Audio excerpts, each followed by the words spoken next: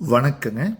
நான் உங்கள் செல்வம் astrologer, Gemini school of அஸ்ட்ராலஜிக்காக. இன்றைக்கி நான் உங்களோட ஜாமக்கோள் பிரசன்னம் சம்பந்தமாக தான் ஒரு உதாரண பிரசன்னத்தோடு உங்களை சந்திக்க போகிறேன். ஆக்சுவலாக ஒரு வாடிக்கையாளர் நம்மக்கிட்ட கேட்டிருந்தாங்க. என்ன கேட்டிருந்தாங்கன்னா, நான் ஆல்ரெடி ஒரு லேண்டுக்கு அட்வான்ஸ் போட்டு எக்ரிமெண்ட் போட்டேன். இன்னொரு லேண்டு அதுக்கு பக்கத்துலேயே இருக்குங்க. ஸோ அந்த லேண்டு வாங்கினா தான் இந்த லேண்டு கொஞ்சம் வேல்யூ ஜாஸ்தி. நான் அந்த லேண்டுக்காக அப்ரோச் பண்ணேன், கொடுக்குறேன்னு சொல்கிறாங்க. ஆனால் இன்னும் கலக்கணும், பேசணும், நான் அப்புறமா சொல்கிறேன்னு சொல்கிறாங்க. எனக்கு என்ன டவுட்டுன்னா, என்னுடைய எக்ரிமெண்ட் டைம் முடிஞ்சு போகும். ஏற்கனவே நான் போட்டிருக்கிற லேண்டை கரையம் பண்ணி அல்லது கைமாற்றணும். அது இல்லாமல் இந்த லேண்டு வந்துச்சுன்னா எனக்கு கொஞ்சம் வேல்யூ அதிகமாகும். ஸோ அதனால் எனக்கு அந்த லேண்டு வருமா அப்படிங்கிறத கேள்வி.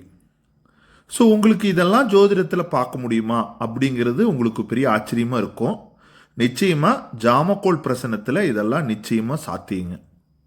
ஸோ அவர் கேட்ட நேரத்துக்கு நம்ம பிரசனமாக போட்டிருக்கோம். பாருங்கள், துலா உதயம், உதயாதிபதி சுக்கிரன் 11வது வீட்டில் இருக்கார். உதயத்தை நோக்கி குரு வர்றாரு. ஸோ இங்கு கவிப்பு 2ஆம் பாவத்தில் இருக்கு.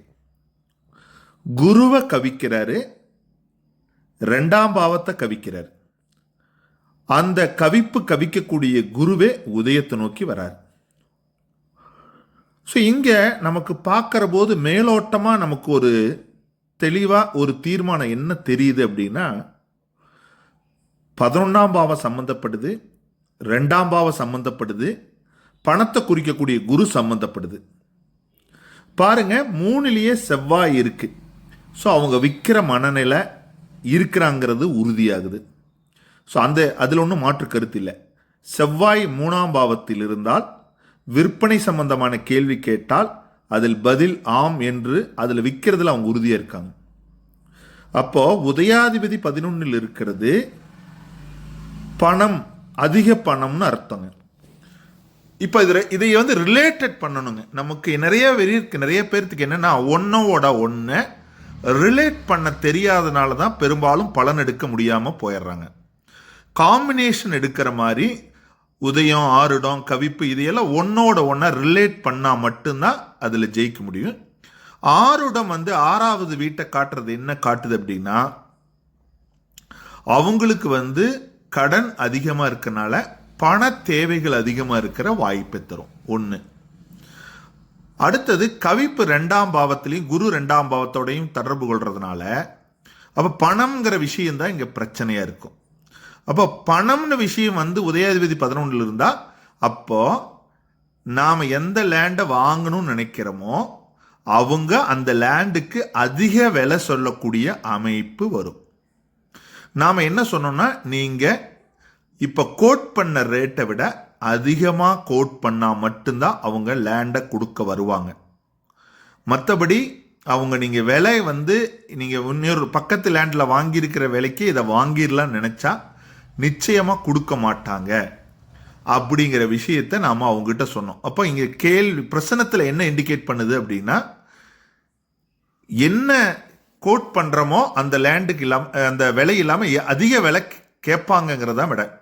ஸோ அவங்ககிட்ட திரும்ப போய் கன்சல்ட் பண்ணிக்கிறாரு. நான் கொஞ்சம் சேர்த்தி கொடுக்குறேன்னு சொல்லியிருக்காரு. சார் உறுதி ஓப்பனாக சொல்லிட்டாங்க.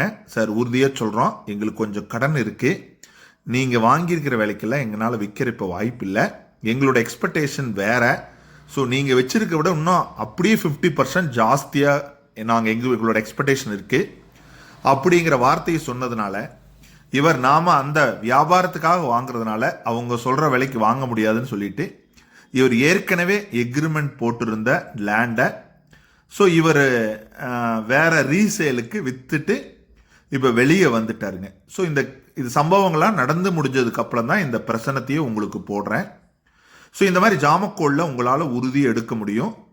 அதுக்கு நம்ம ஜாமக்கோளில் வகுப்பு எடுக்கிறோம். புத்தகங்கள் தமிழ், ஆங்கிலத்தில் இருக்குது.